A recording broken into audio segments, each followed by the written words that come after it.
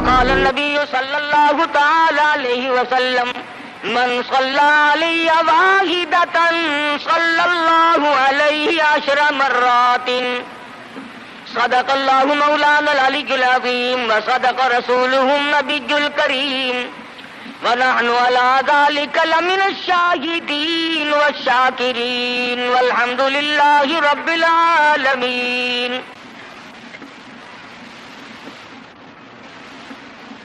محترم بزرگوں، عزیز دوستوں، حضرت محمد الرسول اللہ صلی اللہ تعالی علیہ وسلم کی تشریف آوری تھی. آپ نے تشریف لا کر دنیا بنی نو انسان کو امن کا پیغام دیا، راست بازی کا سبق پڑھایا، حق و صداقت کا درس دیا، اور انہیں یہ بتلایا کہ میں اللہ تبارک و تعالیٰ کی طرف سے نبی بن کر آیا ہوں تمہاری رہنمائی کے لیے. جن لوگوں کے مقدر اچھے تھے، جن کے نصیب اچھے تھے، انہوں نے موافقت کی، دامن پکڑا، غلامی کی، جانثاری کی، اور دامن پکڑا تو ایسا پکڑا کہ جان کے ٹکڑے تو ہو گئے مگر حضور اکرم صلی اللہ علیہ وسلم کا دامن نہ چھوڑا. مصائب ٹوٹے، طوفان کے پہاڑ بن کر ان کے سامنے آئے، تلخ سے تلخ وادیوں سے ان حضرات کو گزرنا پڑا، مگر کوئی تاریخ میں ثابت نہیں کر سکتا کہ محمد کریم صلی اللہ علیہ وسلم کے کسی دیوانے نے دین کو چھوڑا. امیر تھا یا غریب تھا، مرد تھا یا عورت تھی، کوئی بھی تھا. اور کیوں نہ ہو، جب ان کے سامنے محمد مصطفیٰ صلی اللہ علیہ وسلم دکھ اٹھایا کرتے تھے، صحابہ کرام کی جان نکل جاتی تھی.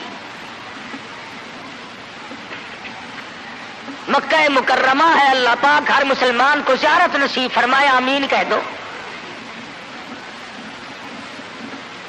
مسلمانوں کی تعداد بڑی کم ہے، بہت تھوڑی سی تعداد ہے، کفر زوروں پہ ہے، جہالت نے انگڑائیاں لے رکھی ہیں، اور وہ دار الندوہ میں بیٹھ کر مشورے کرتے ہیں کہ اس نبوت کے مشن کو ختم کیا جائے. قرآن کریم نے ان لوگوں کے مشوروں کو بھی نقل کر دیا، فرمایا وَإِذْ يَمْكُرُ بِكَ الَّذِينَ كَفَرُوا لِيُثْبِتُوكَ. محمد صلی اللہ علیہ وسلم کو قید کر دو، ان کی تحریک ختم ہو جائے گی، ان کا مشن ختم ہو جائے گا. او یخرجوک،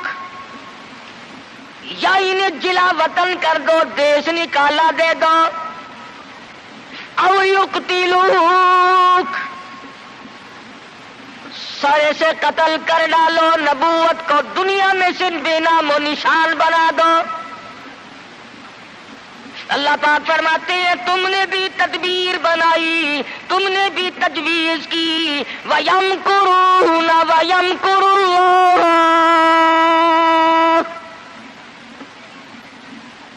تم نے بھی تجویز بنائی، تم نے بھی پروگرام بنایا، تم نے مشورے کیے میرے نبی کو ختم کرنے کے. تم ختم کرنے کے پروگرام بناؤ، میں حفاظت کا پروگرام بنائے بیٹھا ہوں. واللہ خیر الماکرین. پھر دیکھیں گے کس کی تجویز کارگر ہے، کون آگے نکلتا ہے.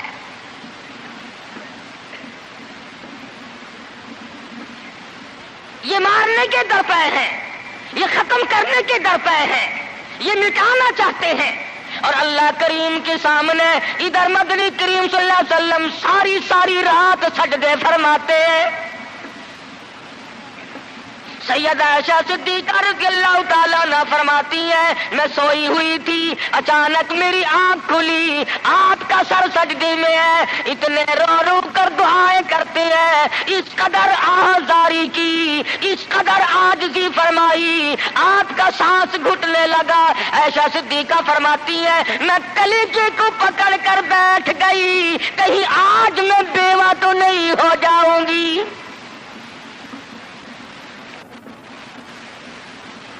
دعائیں مانگتے ہیں میرے پروردگار میری امت کو معاف کر دے، میری امت کو بخش دے۔ آواز آتی ہے او میرے کالی کملی والے، او محبوب رویا نہ کر، اتنا پریشان نہ ہوا کر۔ وما کان اللہ لیعذبہم وانت فیہم وما کان اللہ معذبہم وہم یستغفرون۔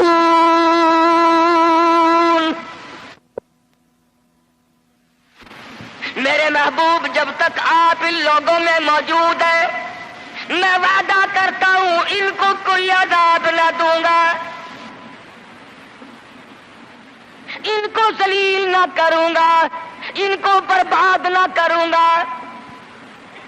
اور میرے پروردگار موت تو برحق ہے، موت تو سب کی آئے گی، میں تو یہ وعدہ چاہتا ہوں میرے بعد کی آنے والی، میں جب پردہ کر جاؤں، جب میں رخصت ہو جاؤں، میرے بعد میں جو امت بچے اس کو بھی عذاب نہ دے۔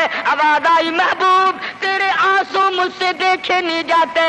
وما کان اللہ معذبہم وہم یستغفرون۔ جو استغفار کرنے والے لوگ ہوں گے، جو مجھے منانے والے لوگ ہوں گے، جو معافی طلب کرنے والے لوگ ہوں گے، میرے محبوب میرا تجھ سے وعدہ ہے، مجھے اپنی کبریائی کی قسم میں انہیں بھی برباد نہیں کروں گا۔ امت کے لیے رات دن دعائیں مانگی، رو رو کر دعائیں مانگی۔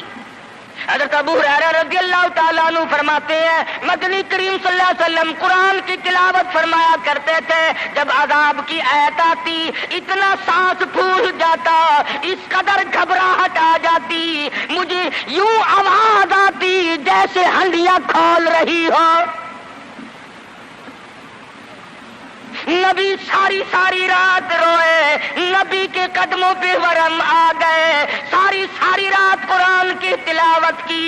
امت کی رات فلم میں گزرتی ہے، امت کی رات ٹیلی ویژن پہ گزرتی ہے، امت کی رات بدماشی میں کٹ رہی ہے، امت کی رات بدکاری میں کٹ رہی ہے، سفید داڑھی ہو گئی، قبر کی تیاری ہے، آج تک یہ نہ سوچا ثم لم يتوبوا فلهم عذاب جہنم ولهم عذاب الحریق۔ جلا دینے والا عذاب تباہ کر دے گا۔ کون اس سیرت کو پڑھے؟ قرآن جو سیرت بیان کرتا ہے کوئی کیا سیرت بیان کرے گا؟ صحابہ اکرام نے جن کی آنکھوں نے حضور کا حال دیکھا،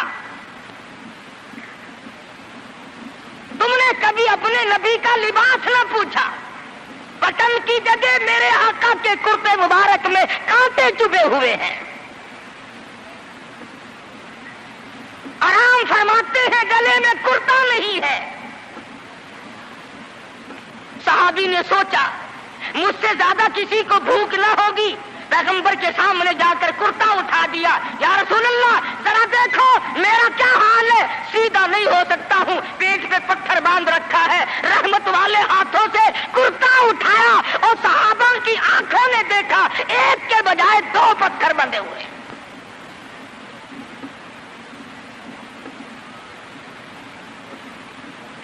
ابو ایوب انصاری رضی اللہ تعالیٰ عنہ کا مکان ہے، اللہ اللہ، ہجرت فرما کر مدینہ طیبہ میں تشریف لائے۔ ہر کوئی چاہتا ہے میرے دروازے پہ قیام ہو، مجھے یہ سعادت ملے، امام الانبیاء میرے مہمان بنے۔ مدینے میں پہنچے، सब ने तमन्नाओं का इजहार किया, अपनी ख्वाहिशात का इजहार किया। सहाबा रो रहे हैं, ऐ काश ये दौलत मुझे मिल जाए। फरमाया छोड़ दो, मेरी ऊंटनी जहां बैठ जाएगी मैं वहीं ठहरूंगा, मैं वहीं का मेहमान बनूंगा। जिन घरों में बिस्तरे थे, जिन घरों में खाने थे, जिन घरों में तमाम था, इंतजाम था, ऊंटनी चलती गई चलती गई चलती गई। अबू अयूब अंसारी के दरवाजे पे जाके बैठ गई। अबू अयूब अंसारी के घर में 3 दिन का पहले से फाका है। और मुसलमान तू तो आज मेहमान भी बड़े आदमी का बन के राजी है, बेटी देने के लिए बड़े आदमी ढूंढता फिरता है, लड़के के लिए दुल्हन तलाश करने के लिए बड़े आदमी ढूंढता फिरता है, रिश्ते नातों के लिए बड़े बड़े तलाश करता है। हर मकाम पे तेरी परों पे नजर है, तू गरीब पे नजर डालना छोड़ गया। मदनी करीम सल्लल्लाहु तआला अलैहि वसल्लम का मदीने में क़याम है, अल्लाह के हुक्म से क़याम है। अल्लाह मियां ने ठहराया, अबू अयूब अंसारी के मेहमान बनाया, जिस घर में 3 दिन का पहले से फाका मौजूद है। अर्ज करने लगा, मेरे आका आप ऊपर क़याम फरमाएंगे या नीचे क़याम फरमाएंगे? फरमाया हमें आने जाने में तकलीफ होगी, हम ऊपर नहीं जाते, हम नीचे रहेंगे, बाल बच्चों को ऊपर ले जाओ। नबी अबू अयूब अंसारी रज़ियल्लाहु ताला अन्हु के बाल बच्चों से एतराज फरमाते हैं, ऊपर चले जाओ, हम नीचे ठहरेंगे ताकि पर्दा कराने में बार बार हमें तकलीफ न उठानी पड़े। और नबी अपने उम्मती की बीवी की इज्जत को, आबरू को इतना अजीज रखता है, और आज मुसलमान जो है वो सड़कों पे घसीटते फिरता है।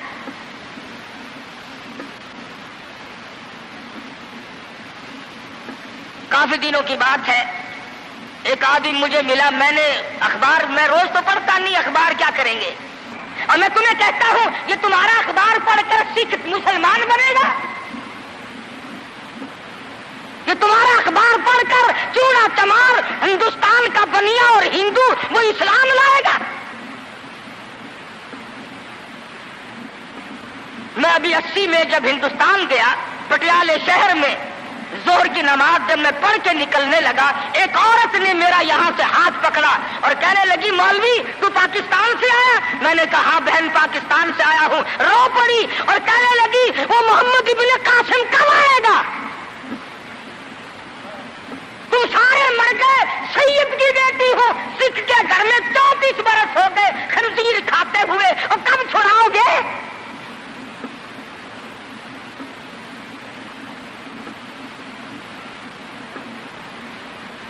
करनाल शहर में अड्डे पे खड़े हुए एक औरत ने पूछ लिया, तुम पाकिस्तान से आए हो? मैंने कहा, रो पड़ी, कहने लगी, वो तुम्हारा इस्लाम कुरान कहाँ गया? अरे आज तुम अपने आप को नहीं संभाल सकते, मुसलमानों की बेटियों की तो तुम कब खबर लोगे?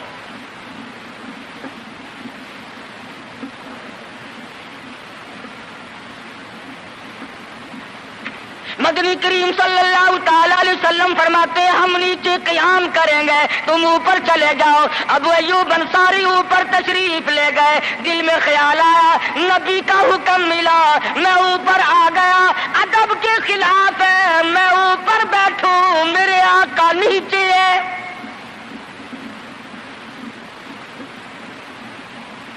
तूने तो नबी का अदब करना भी नहीं सीखा, तू नबी के अदब की तरफ भी नहीं जाता।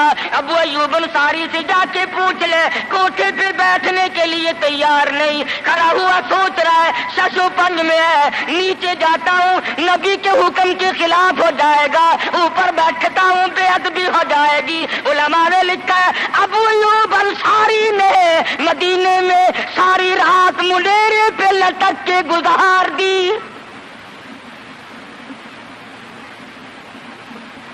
तमाम रात अबू अयूब अंसारी रज़ियल्लाहु ताला अन्हु मुंडेरे पे लटक के रात पूरी कर देता है। नीचे जाता हूँ नबी के हुक्म के खिलाफ होगा, ऊपर बैठता हूँ बेअदबी होगी। अरे ना बैठा ना नीचे गया, सारी रात लटक के गुजार दी।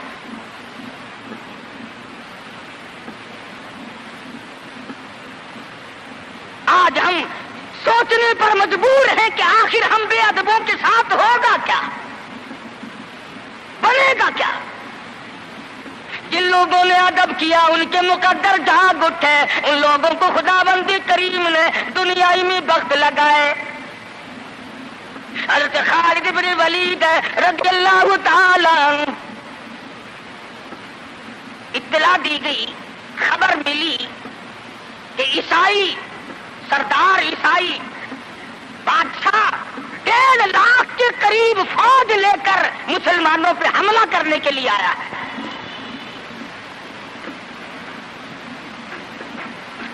حضرت خالد بن ولید رضی اللہ تعالی عنہ کو 50-60 آدمی دیے، جاؤ بادشاہ کی فوج کا اندازہ لگا کے آؤ، تخمینہ لگا کے آؤ، اسلحہ دیکھ کے آؤ، ان کی تعداد کا اندازہ لگاؤ وہ کتنے ہیں۔ حضرت خالد بن ولید رضی اللہ تعالی عنہ چند صحابہ کرام کو ساتھ لے کر کے پہنچے۔ عیسائی بادشاہ کو پتا چلا، اس نے حضرت خالد بن ولید رضی اللہ تعالی عنہ کو بلایا اور کہنے لگا کہ دیکھو جنگ اچھی چیز نہیں ہے، ہم سے صلح کر لو، ہم سے صلح کر لو۔ حضرت خالد فرمانے لگے صلح میں دیر کیا ہے، قول لا الہ الا اللہ محمد الرسول اللہ صلی اللہ علیہ وسلم، کلمہ پڑھ، مسلمان بن جا، میرا بھائی بن جا، جنت کا حقدار بن جا، میرے نبی کا غلام بن جا، اللہ کی توحید کا ماننے والا بن جا، ابھی تمام باتوں میں صلح ہو جائے گی۔ وہ کہنے لگا بڑا جلدی کلمہ پڑھا ہے، جیسے میں اکیلا بیٹھا ہوں، تو نے میری فوج دیکھی ہے؟ 1.5 لاکھ فوج لے کے آیا ہوں، کھا جائے گی میری فوج تمہیں۔ کلمے پڑھا رہا ہے۔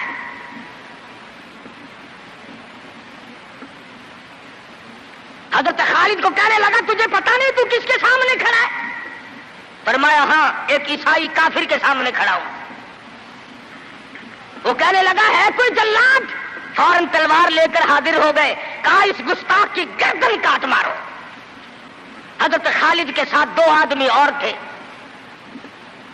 انہوں نے یہ نہیں کہا ہے جی اجی ہم تو یوں ہی بات کر رہے تھے جی، اجی آپ برہم ہو گئے، اجی حضور آپ ناراض ہو گئے۔ حضرت خالد نے یہ نہیں فرمایا کہ باہر والوں کو اطلاع کر دو، وہ 50-60 آدمی تو ہمارے ساتھ مل جائے۔ 2 ساتھیوں کو فرمایا اب ایک دوسرے کی طرف مت دیکھنا، تلوار نکال لو، انشاءاللہ حوض کوثر پہ ملاقات ہوگی۔ 3 آدمی 1.5-2 لاکھ کے مقابلے میں ٹکرا گئے، یہ نہ سوچا کہ ہوگا کیا۔ حضرت خالد بن ولید رضی اللہ تعالیٰ عنہ اور 2 ساتھی اور تمام کافروں کی فوج میں گھر گئے، جنگ شروع ہو گئی۔ ابو عبیدہ بن جراح رضی اللہ تعالیٰ عنہ کے خام میں مدنی کریم صلی اللہ علیہ وسلم تشریف لائے، فرمایا ابو عبیدہ تو سویا ہوا ہے، میرا خالد گھیرے میں آ گیا۔ گھبرا کے اٹھے، شور مچایا، لوگوں جلدی کرو پہنچو، خالد گھیرے میں ہے۔ حضرت خالد کی بیوی ام تمیم سنتی ہے، کہنے لگی نہیں مجھے یقین نہیں آتا، میرا خالد گھیرے میں آنے والا نہیں، آ ہی نہیں سکتا۔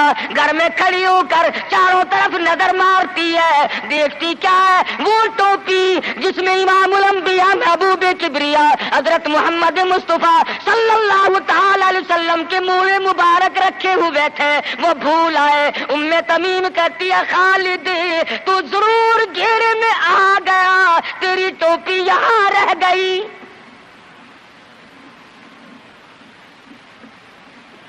ام تمیم نے ٹوپی لے کر کے شور نہیں مچایا، کپڑے نہیں پھاڑے، چہرہ نہیں نوچا، ابو عبیدہ کے پاس نہیں آئی، بغل میں ٹوپی دبائی، برقع اوڑھا، گھوڑے پہ سوار ہوئی، تلوار لے کر گھوڑے کو سر پٹ چھوڑ دیا۔ صحابہ دیکھ رہے تھے، ارے یہ کون ہے؟ یہ کوئی جاسوس معلوم ہوتا ہے، اسے پکڑو پکڑو پکڑو۔ صحابہ نے گھوڑے دوڑائے، گھیرے میں لے لیا، پوچھا برقع پوش تو کون ہے؟ کہنے لگی نہ چھیڑو، خالد کی بیوی ام تمیم ہوں۔ تو کہاں چلی ہے؟ کہنے لگی میرا خالد گھیرے میں آ گیا، ٹوپی گھر پہ بھول گیا، وہ پہنچانے چلی ہوں، ہمیں دے دے ہم پہنچا دیں گے، تو عورت ذات ہے۔ کہنے لگی خالد کی جو قدر میں جانوں تم نہیں جانتے، جان دے دوں گی مگر ٹوپی کسی کو نہ دوں گی۔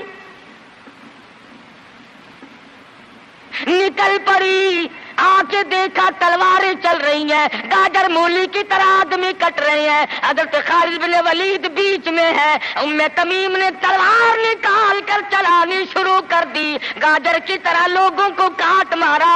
خود حضرت خالد کہتے ہیں او میرے ساتھیوں، اس نوجوان کو پہچانو، اس برقع پوش کو پہچانو، اس نقاب پوش کو پہچانو، یہ کون ہے؟ جب سامنے گئی، نقاب اٹھا کے کہنے لگی خالد تیری بیوی ام تمیم ہو، یہ ٹوپی بھول آئے ہو، پہنچانے آئی ہو۔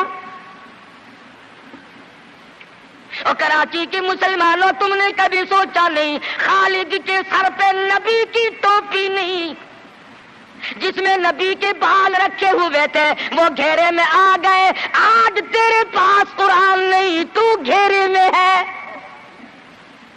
وہ ٹوپی گھر پہ بھول آیا تھا، تو قرآن کو مسجد میں قید کر کے آیا، آج تو کفر کے نردے میں پھنسا ہوا ہے، تو گھیرے میں ہے، تجھے کوئی نہیں نکال سکتا اللہ کے قرآن کے سوا۔ تم کتنی عسکری طاقت بڑھاؤ، تم تعداد بڑھا لو، تم چھوٹے بڑے زور لگاؤ، کتنی تم کوشش کرو، خدا کی قسم جب تک تم اللہ کا قرآن لے کر کے نہیں بیٹھتے اس وقت تک تمہارا گھیرا نہیں ٹوٹ سکتا۔ تم نے اللہ کے قرآن کو مسجد میں قید کر دیا،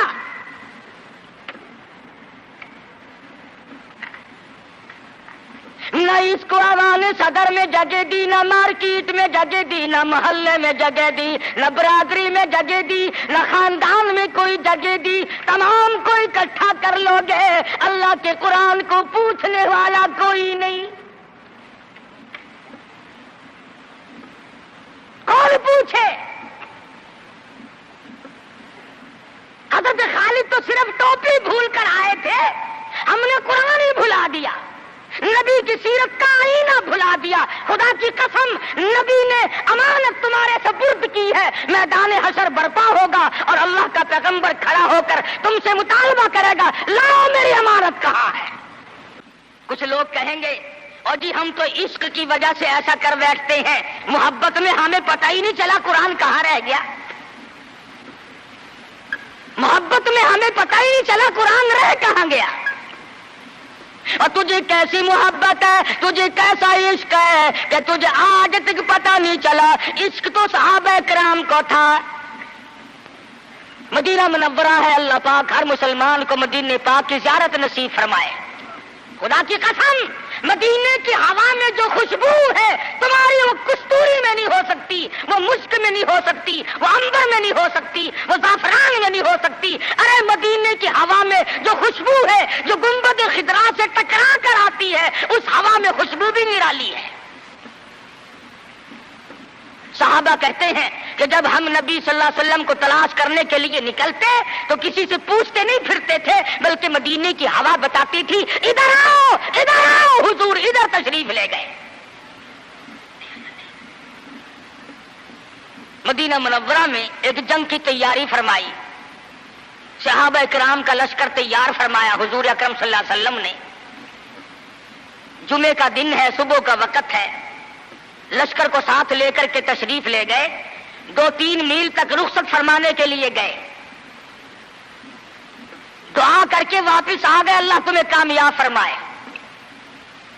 صحابی ہے حضور اکرم، سب کہہ دو صلی اللہ علیہ وسلم کا۔ آؤ عشق کی بات تمہیں بتاؤں، حضور اکرم صلی اللہ علیہ وسلم نے روانگی کے وقت فرما دیا توجہ کرنا، لشکر کو رخصت کرتے وقت فرما دیا، اور میرے دیوانوں اور پروانوں اور میرے جانثاروں بات سنو، پہلے جھنڈا جعفر طیار رضی اللہ تعالیٰ عنہ کے ہاتھ میں دینا، پھر جھنڈا عبداللہ ابن روا کے ہاتھ میں دینا، پھر جھنڈا اسامہ بن زید کے ہاتھ میں دینا۔ حضور کے کلام کی مراد کو اگر صحابہ نہیں جانتے تو کون جانتا ہے؟ سمجھ گئے صحابہ کہ جعفر طیار شہید ہوں گے، یہ جو حضور نے فرمایا پھر اس کو دینا، پھر اس کو دینا۔ حضور صلی اللہ علیہ وسلم کے کلام کی، فرمان کی، ارشاد کی مراد اور منشا غرض و غائب صحابہ سمجھ گئے کہ جعفر طیار شہید ہوں گے، اور پھر عبداللہ بن روا بھی شہید ہوں گے، اور اسامہ بن زید بچ کے آئیں گے۔ صحابہ کا تجربہ تھا حضور کے کلام کو سمجھنے کے لیے۔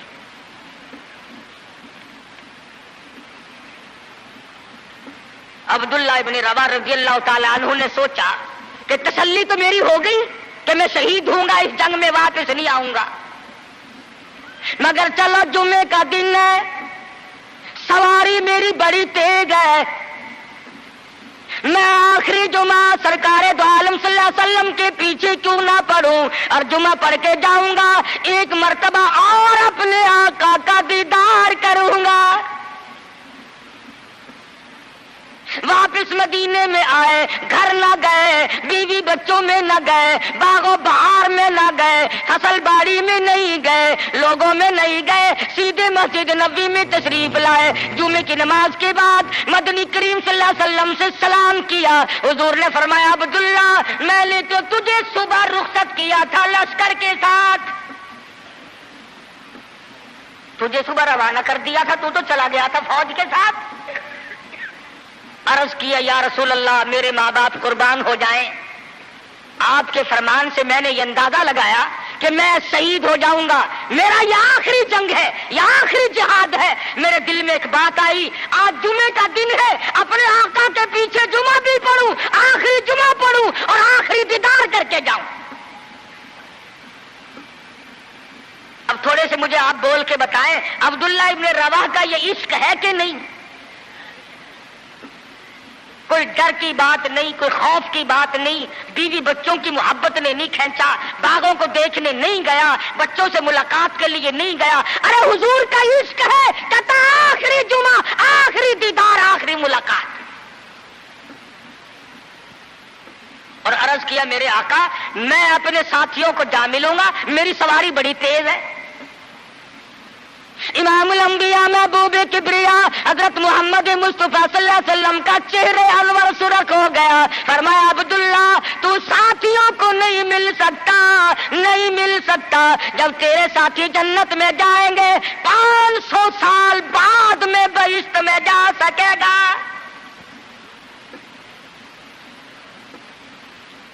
کیوں؟ اس لیے چاہے تم عشق کے تحت آئے، محبت کی وجہ سے آئے، جذبے کی وجہ سے آئے، جمعے کے لیے آئے، میرے دیدار کے لیے آئے، میری ملاقات کے لیے آئے، جب میں نے رخصت کر دیا تھا میرے حکم میں تاخیر کیوں کی؟ پتہ چلا عشق بھی وہ مقبول ہے جو حضور کی غلامی کے اندر ہو۔ غلامی سے باہر جو عشق ہے وہ عشق نہیں، وہ فریب ہے، وہ دجل ہے۔ آج آپ دیکھ لیں، نام دیکھو، شکل دیکھو، نام ہوگا عاشق رسول اور شکل دیکھو تو خدا کی قسم بالکل ایسا معلوم ہوگا جیسے اندرا کا بھتیجا ہو۔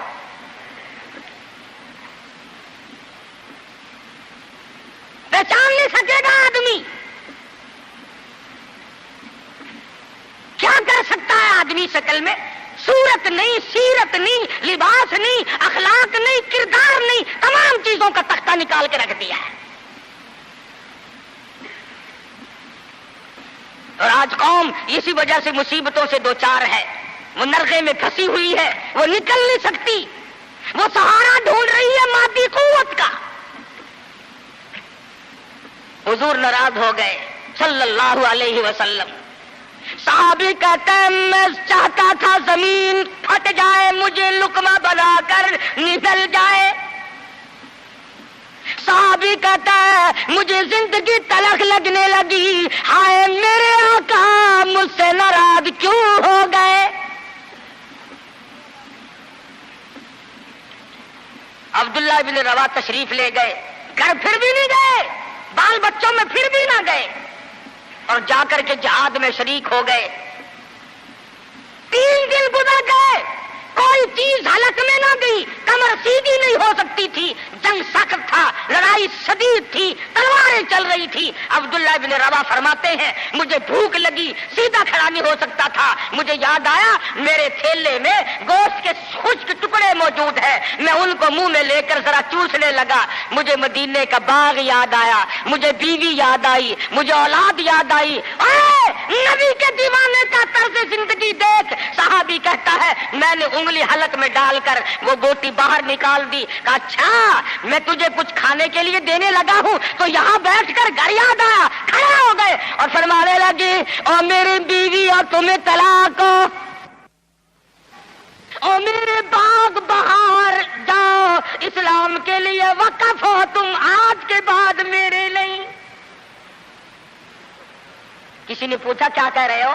فرمایا ہاں ہاں نقشہ سامنے کیوں آیا، آخری وقت میں دنیا کا نقشہ میری آنکھوں میں کیوں کھینچا؟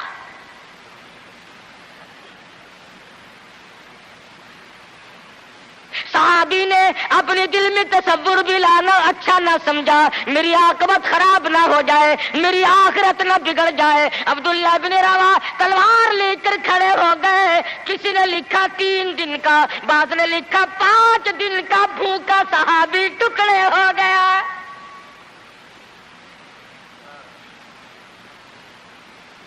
یہ تھا عشق جسے عشق کہا جاتا ہے، لیکن حضور کی اندازہ لگاؤ حکم میں تاخیر کی وجہ سے 500 سال بعد کو بہشت میں جا سکے گا، اور جنہوں نے حضور کے احکام کو سرے سے ٹکرا دیا، سرے سے ماننا ہی نہیں، انکار کر دیا، اب یہ فیصلہ تم کرو، اب یہ فتویٰ تم دو کہ وہ جنت میں کب جائیں گے۔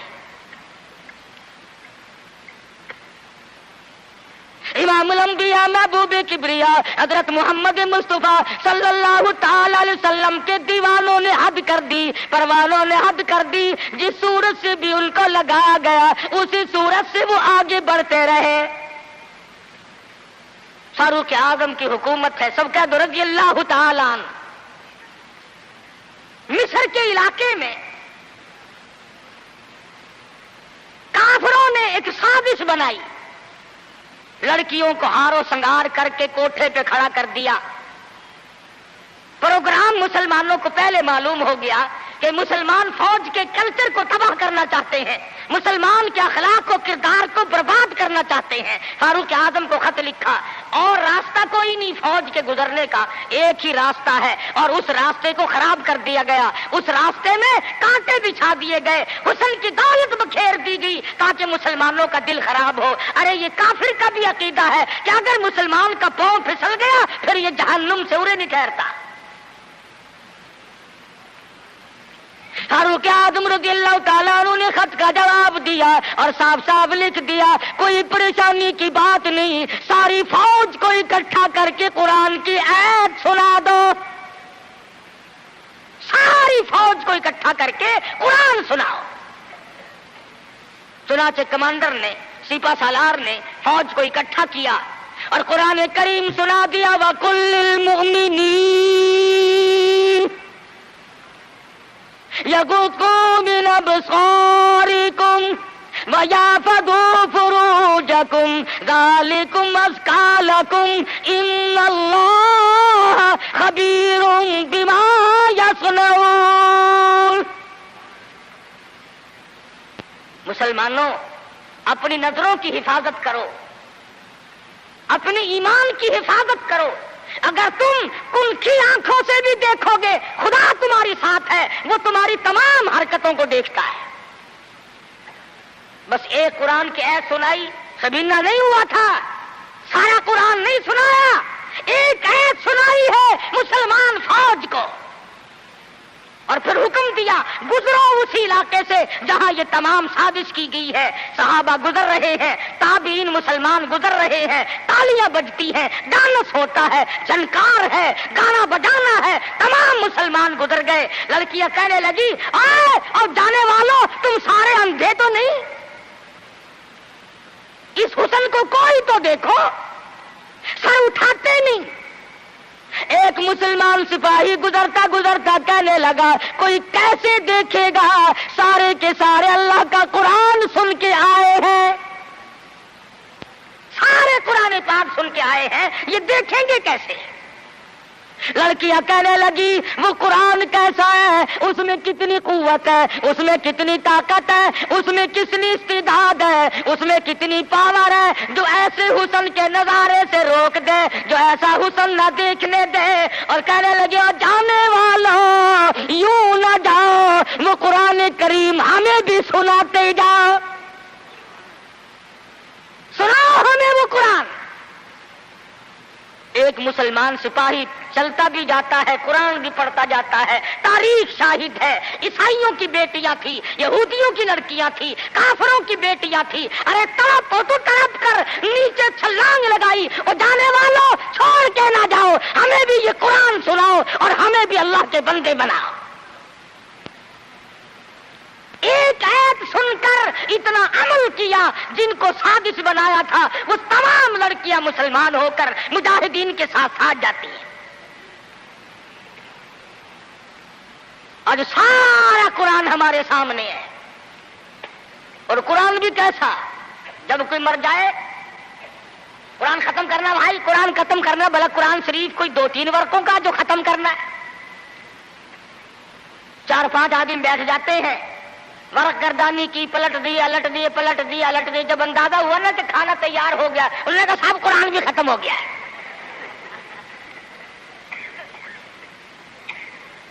ہمارے یہاں ایک مولانا ہے, لوگ ان کو بہت کہتے ہیں کہ قرآن ختم کرو. میری ملاقات ہوئی, میں نے کہا حضرت جی آپ تو دن رات قرآن پڑھتے ہوں گے. انہوں نے کہا کیوں؟ ہم نے کہا سارے لوگ آپ کے پاس آتے ہیں, دادی مر گئی قرآن پڑھنا, ماسی مر گئی قرآن پڑھنا, پھوپھی فوت ہو گئی قرآن پڑھنا. کہنے لگے میں ان کے بات کا نوکر ہوں, 3 دفعہ کل پڑھتا ہوں. بڑی بات کی اس نے کہ دکان یہ سنبھالے, مکان یہ سنبھالے, کار ان کی, بینک بیلنس ان کا, تمام چیزیں ان کی, ساری رات بیٹھ کر قرآن میں پڑھوں کیوں؟ ہر کوئی اپنی کمائی میں لگا ہوا ہے. جو لوگ ملتان جاتے ہیں انہیں پتا ہے کہ چوک بازار ملتان کا سب سے بڑا بازار ہے. ایک روز گزرتے گزرتے ایک آدمی آیا اور بڑے مرے دل سے السلام علیکم. میں نے کہا جی وعلیکم السلام. حضور میرے لیے بھی کوئی دعا کرو, کاروبار بالکل نہیں رہا, ٹھنڈا کاروبار ہے. اور شکر ہے میں نے پوچھ لیا, ورنہ مولویوں کی تو عادت ہوتی ہے اللہ برکت دے جی, اللہ برکت دے. اور میں نے پوچھ لیا تیرا کاروبار کیا ہے؟ کہنے لگا کفن بیچتا ہوں.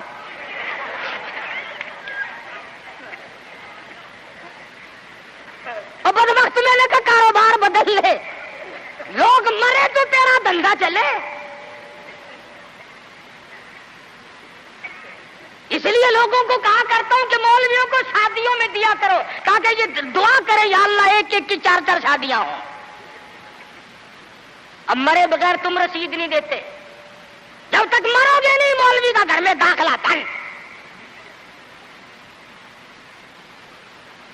کیا کرے مولوی بیچارہ, کدھر جائے؟ سب کی بات یہ ہے. ایک دوست کے جنازے کے ساتھ قبرستان گیا, وہ قبر کھودنے والے بھی پہچانتے ہیں. السلام علیکم. وعلیکم السلام. کیا حال ہے بھائی؟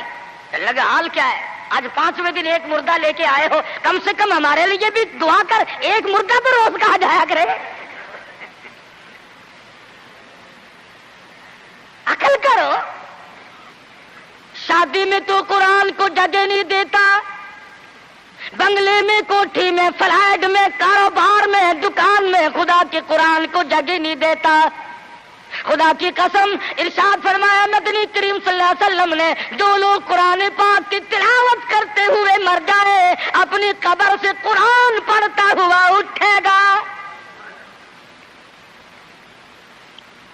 اس उसके मुंह से कस्तूरी की खुशबू आ रही होगी। अहले महशर कहेंगे इलाही ये कौन लोग हैं? कयामत का दिन है, सख्त दिन है, बड़ी परेशानी का दिन है, लोग अपने पसीनों में गर्क हैं, इसके यहाँ से खुशबू आ रही है, ये कौन है? जवाब मिलेगा तो गाली बकता मरा था, तो गाने गाता हुआ मरा, तो गीत सुनते हुए मरा, तेरे दिमाग में कंजरी बसी हुई थी, तेरे दिल में बदमाश औरत बसी हुई थी जब तू मरा।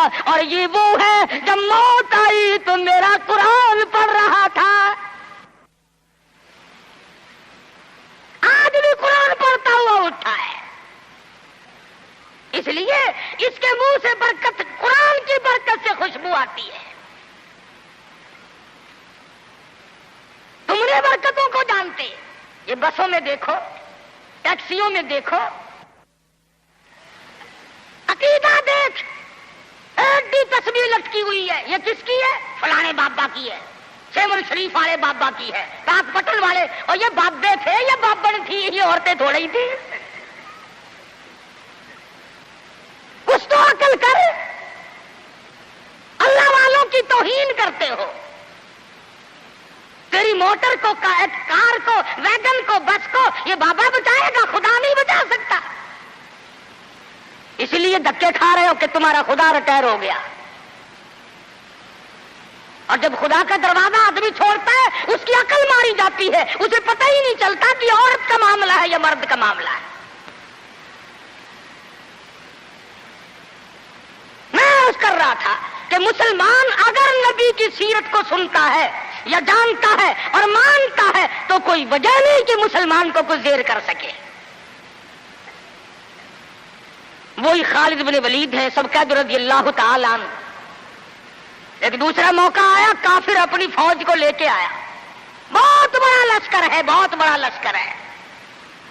कहने लगा खालिद चला जा, भाग जा, वरना बोटियां उड़ा दी जाएंगी तेरी। कहने लगा हाँ हाँ, तेरे जैसे कई देखे बोटियां उड़ाने वाले, क्या बात है? उसने कहा खालिद मैं वो जहर लेके आया हूं कि अगर तलवार बुझा करके मार दी तो टुकड़े टुकड़े हो जाएगा, भस्म हो जाएगा, जलकर खाक हो जाएगा। फरमाया कोई बात नहीं, वो जहर मुझे दिखा। वो काफिर ने, ईसाई सरदार ने वो शीशी निकाल कर हजरत खालिद के हवाले कर दी। हजरत खालिद ने अल्लाह का नाम लिया और लेकर इतना सख्त किस्म का जहर जिसमें नामालूम क्या क्या चीज डाली हुई थी, 2 कतरे जमीन पे टपकाए, जमीन में आग लग उठी, जमीन में आग लग गई। खालिद का ईमान देखो, नबी के दीवाने का ईमान देखो, और नबी का सहाबी है, नबी का जानिसार है, नबी का गुलाम है। हाथ से शीशी ली और बिस्मिल्लाह करके तमाम शीशी को पीकर खालिद सामने खड़े हैं। फरमाने लगे देख तेरे सामने आराम से खड़ा हूं। कहने लगा कि तुम तो कुछ भी नहीं, तुम्हें तो ये जहर कुछ नहीं कहता, तुम क्या खाते हो, तुम क्या पीते हो, तुम्हारा क्या मतलब है, और जाओ अपने खेमे में, मैं तुम्हारे पास आऊंगा। ईसाई सरदार गया, खालिद को कहने लगा वो कुश्ता खिला, वो दवा पिला, जिसको जहर कुछ ना कहे, तलवारें न डराए, तीर ना डराए, मरने से न डरे। फरमाया गुसल कर, गुसल किया। फरमाया पढ़ ला इलाहा इल्लल्लाह मुहम्मदुर रसूलुल्लाह सल्लल्लाहु अलैहि वसल्लम, कलमा पढ़ाया। ईसाई कलमा पढ़ के कहने लगा खुदा की कसम अब वही जज्बा, वही हिम्मत, वो कुव्वत मेरे अंदर आ गई, तुम ठहरो, अब इस सारी फौज से मैं अकेला टकराऊंगा। चुनाचे वो टकरा गया और शहीद हो गया। तो ऐसी सूरत में जबकि अकायद का मैदान हमारा ये हो और अमल का मैदान हमारा ये हो और किरदार की सूरत ये हो, तो बात कैसे बने? अल्लाह मियां जानता था कि नबी की आमद की खुशी में नामालूम नाचेंगे, डांस करेंगे, ढोल बजाएंगे, क्या क्या खुराफात करेंगे। अल्लाह मियां ने उसी दिन में हुजूर की वफात रख दी। फरमाया अगर खुशी आए उछलो मत, गम आए तो तबाह ना हो जाओ, वही दिन खुशी का और वही दिन गमी का। तुझे गम का क्या पता, तेरा बेटा मर जाए तुझे गम का पता, तेरी बेगम मर जाए तुझे गम का पता, तेरा नौजवान करियल भाई मर जाए तुझे गम का पता, तूने माँ का सदमा देखा होगा, तुमने माँ बाप का सदमा देखा होगा, तुमने बेटे की मौत का सदमा देखा होगा। खुदा की कसम जाओ बिलाल से जाके पूछो जब हुजूर रुखसत हुए तेरा क्या हाल बना था। तू क्या जाने कि सहाबा किराम पे उस दिन क्या बीती। हज्जतुल विदा के जमाने से लेकर 12 रबीउल अव्वल तक मोहम्मद मदनी सल्लल्लाहु अलैहि वसल्लम बीमार रहे। अगर इतने दिनों आज कोई बीमार पड़ जाए, मौलवियों से मौत की दुआ कराने लोग मस्जिदों में पहुंच जाते हैं, अजी जरा दुआ कर देना या इधर हो या इधर हो। बल्कि वो एक बात सुनी थी कि एक आदमी का वालिद बीमार था, उसका बेटा मुर्दा नुहाने वाले के पास गया। उसने कहा जरा चलो अब्बा जी को गुस्ल देना है कि भाई कब फौत हुआ। उन्होंने कहा जी आप जाएंगे, पानी गर्म करेंगे, कफन तैयार करेंगे, इंशाल्लाह इतना मरीज आएंगे और क्या है। पेश की तैयारी होती है। ये सहाबा थे जिन्होंने जान के कीमे बनवा करके हुजूर अकरम सल्लल्लाहु अलैहि वसल्लम का दीदार किया था। इनकी नजरों के सामने इनके बच्चों को नेज़ों की नोक पर लटका कर तड़पा कर मारा गया, मगर किसी सहाबी ने ईमान का दामन न छोड़ा। आखिरी वक्त है मर्जुल मौत, अज़वाजे मुतहरात रज़ियल्लाहु ताला अन्हुन अजमईन को जमा फरमाया। फरमाया ऐ उम्मे हबीबा, ऐ ज़ैनब, ऐ हफ्सा, तमाम के तमाम बखुशी इजाजत दो मैं अपनी बीमारी के दिन ऐसा सिद्दीका के हुजरे में गुजार लूं। वो किस तरीके से इजाजत मांगते हैं। हमारे यहां तो सारी जिंदगी इजाजत का सवाल ही पैदा नहीं होता। गोया बीमारी के दिन भी गुजारने थे और ऐसा सिद्दीका के हुजरे को कयामत तक के लिए बहुत बड़ा मकाम देना था। बुनियाद पड़ रही है गुंबद खिदरा की। सैयदा आयशा सिद्दीका रज़ियल्लाहु ताला अन्हा फरमाती हैं, आखिरी वक्त था, पसीने आए, घबराहट तारी हुई। फरमाया मेरी आयशा ठंडे पानी का प्याला ले आ, मैं समझी पानी पिएंगे, मेरे महबूब को प्यास लगी होगी, मेरे महबूब को गर्मी लगी होगी। मैं पानी का प्याला लेकर हाज़िर खिदमत हुई, इशारा करके फरमाया यहाँ रख दे। मैंने रख दिया। रहमत वाला हाथ पानी में भिगो कर अपने मुंह पे छींटे मारने शुरू फरमा दिए। ऐसा सिद्दीका फरमाती है मेरा जिगर फटने लगा और मेरे महबूब क्या बनी, ये घबराहट कैसी, ये परेशानी कैसी। फरमाया मेरी आयशा तू नहीं जानती मौत कितनी घबराहट वाली है।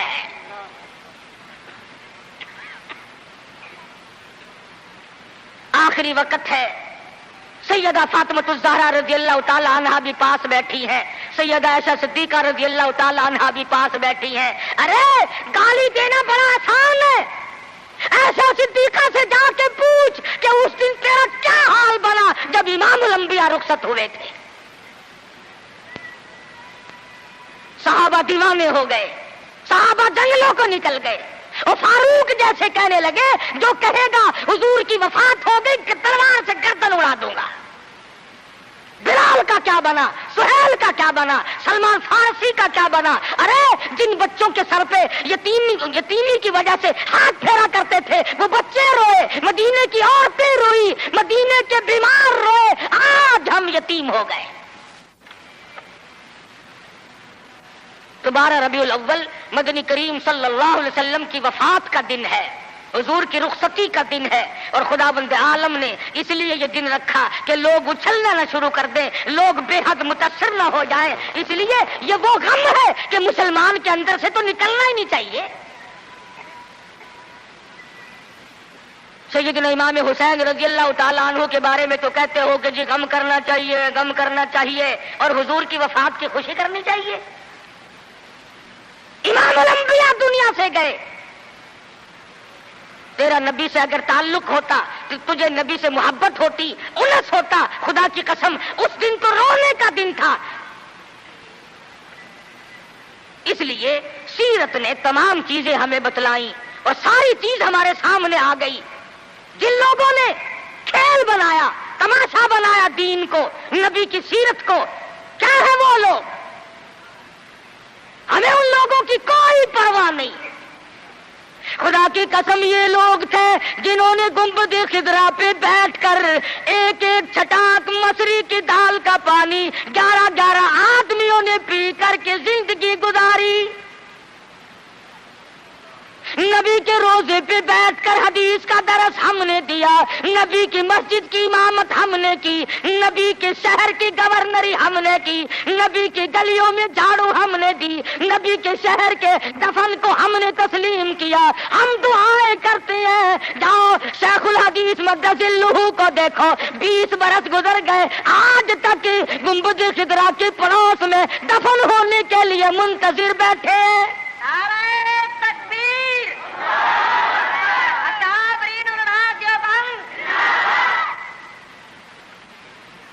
قاری فتح صاحب جیسا مبتذلہ نابینا بزرگ حضور کے دروازے پہ پڑا ہے، یہاں دفن ہوں گا، یہاں آقا کے قدموں میں جان دوں گا۔ تو یہی کلی کھڑکاتا پھرتا رہی ہو، بڑا عاشق ہے نا؟ یہ برکت نہیں جانتے، اور یہ برکت نہیں، یہ حرکت ہے۔ ہم تو اس کپڑے کا اکرام کرتے ہیں۔ خدا کی قسم میں جب جشن پہ گیا، 100 سالہ اجلاس پہ گیا، میں نے عرض کیا یارو اس رومال کو ہاتھ لگوا دو۔ کہنے لگے جی رس بڑا ہے ورنہ ضرور دکھاتے، اور سننے کی ڈبیا میں رکھا ہوا ہے وہ رومال جس رومال کو میرے آقا کا چوگا مبارک لگا ہے،